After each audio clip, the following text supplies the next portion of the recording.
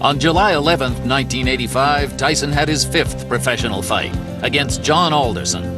They were both undefeated and had almost identical records. Well, we're ready to get going for fighting here. Mike Tyson, Big John Alderson. Let's meet the officials that will be handling the fight at ringside and meet the combatants with our ring announcer, Michael Buffer. And now, ladies and gentlemen, from the Trump Casino Hotel on the boardwalk in Atlantic City, let's get ready to rumble. This is in the heavyweight division, scheduled for 6 rounds, and something's got to give. They're both undefeated. The referee for this bout is Frank Cappuccino. Introducing first in the red corner, wearing the red trunks with white trim, weighing 226.5 pounds, from Cabin Creek, West Virginia, his professional record: 4 consecutive victories, all by knockout. Ladies and gentlemen, John Alderson. And his opponent in the blue corner, wearing the white trunks with red, white, and blue trim, and weighing in at 215 pounds even, from Catskill, New York.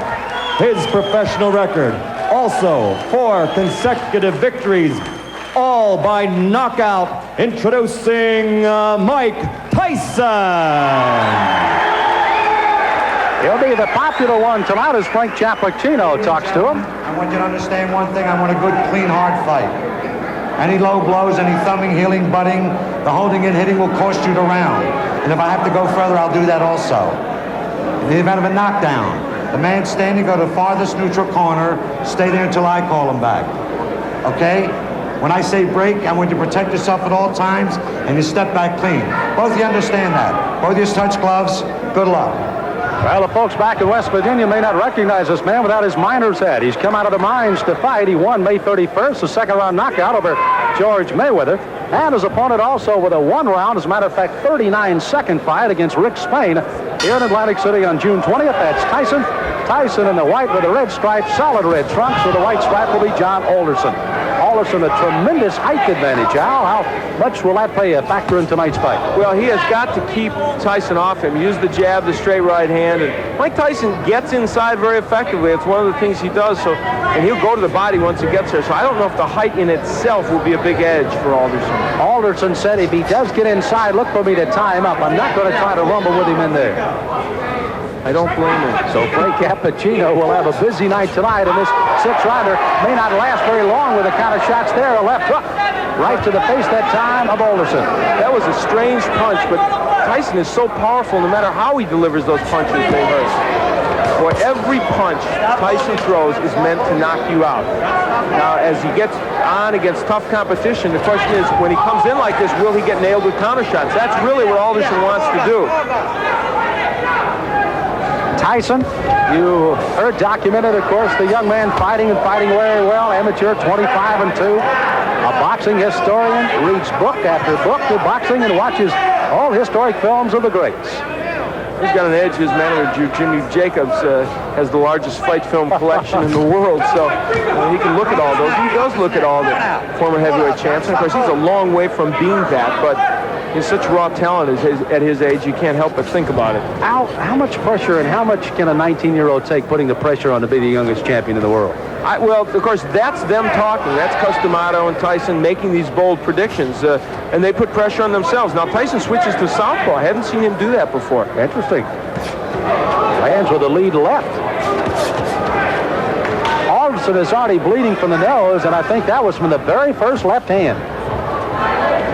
Tyson, you can see almost like a bull as he just chases Alderson around the ring. Big John said he had to get off first tonight. He has got to use those long arms to his advantage.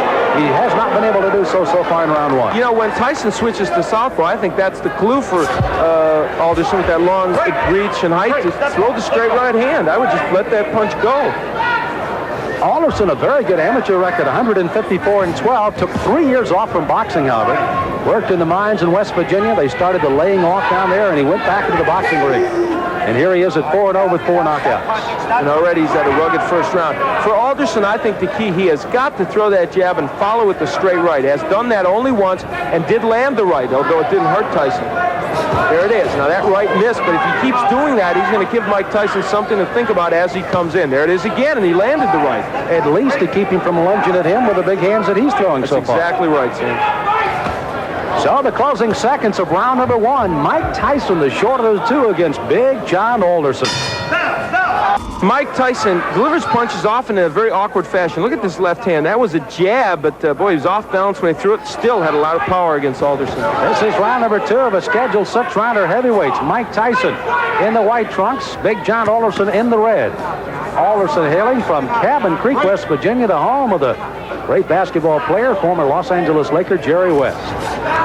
Alderson, as a matter of fact, plays basketball and softball just to stay in shape right now. I'd take him as the center of my ball club. Yeah, I think so. Muscle underneath. Now, Tyson, they told him to go to the body, and he's trying to do that in this round.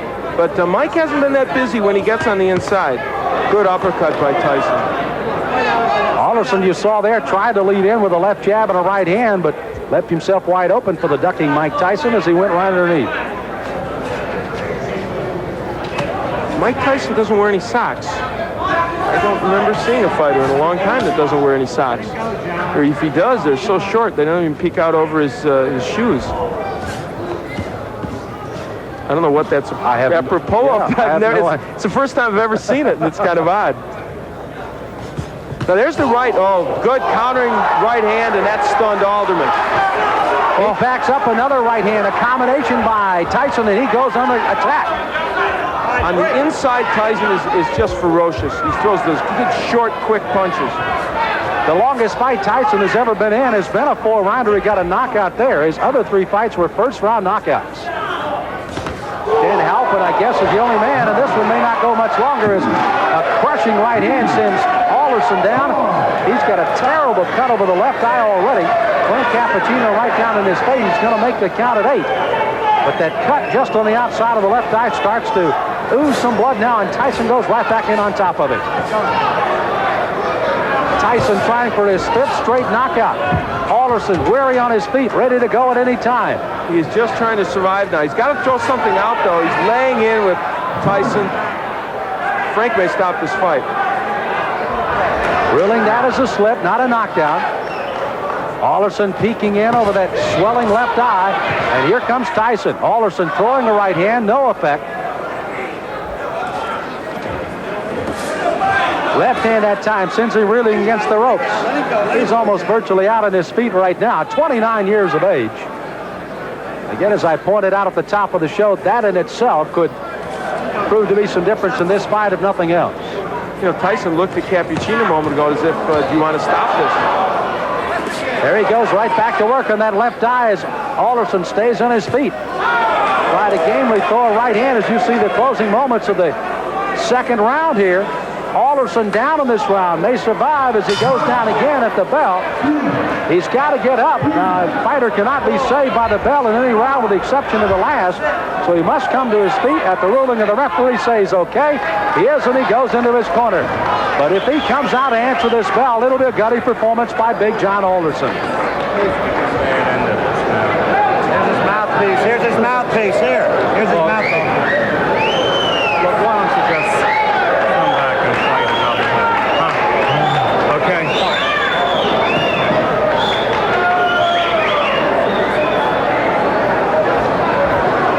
So you heard the suggestion of the doctors leaning in. Why don't you just come back and fight another day? Frank Cappuccino has not given us a word yet that this one is over, but he may very shortly here. John, church is out. The fight's over. The fight is over, rather interestingly put by Frank Cappuccino, as this one ends officially a TKO in the second round by Mike Tyson. So Tyson goes 5-0 with all 5 knockouts, and it was a devastating second round that proved to be the difference. Those short right hands. Now what happened is Alderman tried to throw the right hand continually, but what happened was Tyson learned how to counter it with his own right. And there's a good straight right hand by Mike Tyson. That sent Alderson down, and that was the first knockdown, I believe. And there's a happy Mike Tyson. You know, Al, you almost, as you pointed out, Mike kept looking to Frank Cappuccino saying, hey, this guy's not in real good shape. I can go ahead and keep hitting him, but indeed he did. Till the end of the round again. Alderson down at the end of the round. He had to clear the canvas by the count, obviously beat the count.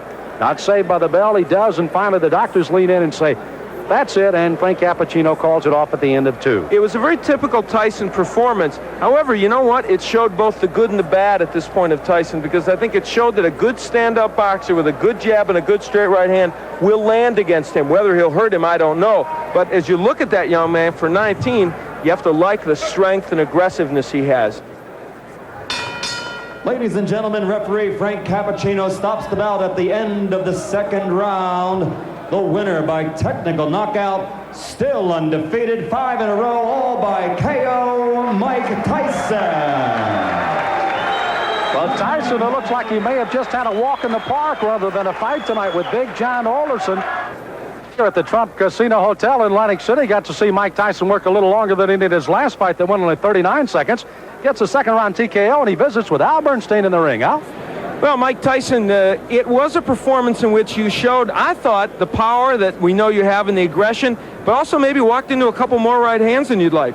Well, the right hands that I walked into wasn't catching me solidly. They were grazing right hands, which I'm very peculiar when the right hand comes. Excellent. The right hands are mostly never effective on catching me because I'm always slipping with them, and I'm on an angle which the points go diagonally forward.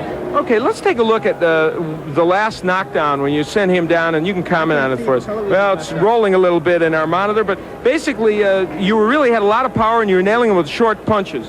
I was nailing with punches because I saw he was more accepted to the right hand because he was leaning on his right hand side, and he's more acceptable to right hand.